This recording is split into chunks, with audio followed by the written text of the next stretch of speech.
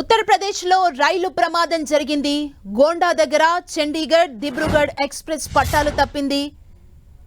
జిలాహి railway station సమీపంలో ఈ ఘటన జరిగింది. మొత్తం 12 బోగీలు పట్టాలు తప్పాయి. ప్రమాదంలో కొంతమంది ప్రయాణికులు స్వల్పంగా గాయపడినట్లు తెలుస్తుంది. రైలు ప్రమాద ఘటనపై యూపీ సీఎం యోగి ఆదిత్యనాథ్ ఆరా తీశారు. సహాయక చర్యలు ముమ్మరం చేయాలని ఆదేశించారు. ప్రమాదానికి గల కారణాలపై విచారణకు ఆదేశించింది రైల్వే శాఖ. ఉత్తరప్రదేశ్ లో రైలు ప్రమాదం జరిగింది. ఈ రైలు ప్రమాద ఘటనకు సంబంధించి మరింత సమాచారం మా ప్రతినిధి గోపి అందిస్తారు. గోపి, ఉత్తరప్రదేశ్ గోండా జిల్లాలో రైలు ప్రమాదం చోటు చేసుకుంది. ఇటు చండీగఢ్ దిబ్రూగఢ్ ఎక్స్ప్రెస్ ఇటు పంజాబ్ నుంచి అస్సాం వెళ్తున్న రైలు ఇది 15904. ఈ రైలు ముఖ్యంగా పట్టాలు తప్పింది. 12 కోచ్లు ముఖ్యంగా పక్కకు ఒరిగిపోయిన పరిస్థితి.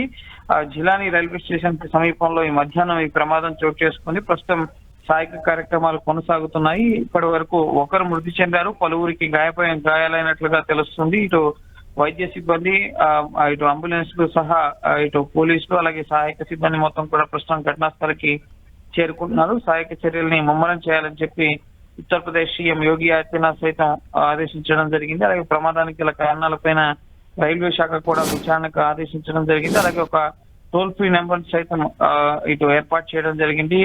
ఇటు ప్రయాణికుల వివరాలను వారి కుటుంబీకులు తెలుసుకునేందుకు, అలాగే వారిని తిరిగి తమ స్థానాలకు చేర్చేందుకు కావాల్సిన ఏర్పాట్లను కూడా రైల్వే శాఖ చేస్తోంది.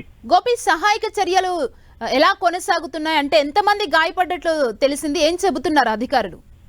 ఇప్పటి వరకు అందుతున్న సమాచారం ప్రకారం ఒకరు చనిపోయారు, అలాగే పలువురికి గాయాలయ్యాయి. ముఖ్యంగా ప్రమాద తీవ్రత కాస్త తక్కువగానే ఉన్నట్లుగా తెలుస్తుంది.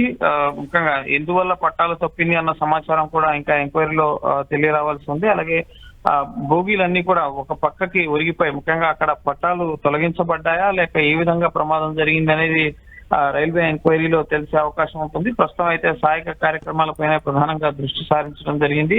పంట పొలాల మధ్యలో ఈ రైలు ప్రమాదం చోటు చేసుకుంది. సో సహాయక కార్యకలాపాలు కొంత ఆలస్యమయ్యే అవకాశం కనిపిస్తుంది. అక్కడికి రెస్క్యూ టీమ్స్ చేరుకోవడం కానీ, ముఖ్యంగా గాయపడిన వారి ముఖ్యంగా అక్కడ ఉన్న విజువల్స్ చూస్తున్నట్లయితే కనుక గాయపడిన వారి సంఖ్య ముఖ్యంగా తక్కువగానే కనిపిస్తుంది. కొన్ని బోగీలు కోచెస్ పూర్తిగా ఒక పక్కకి ఒరిగిపోయి పట్టాల నుంచి పూర్తిగా పక్కకి తొలగిపోయిన పరిస్థితి.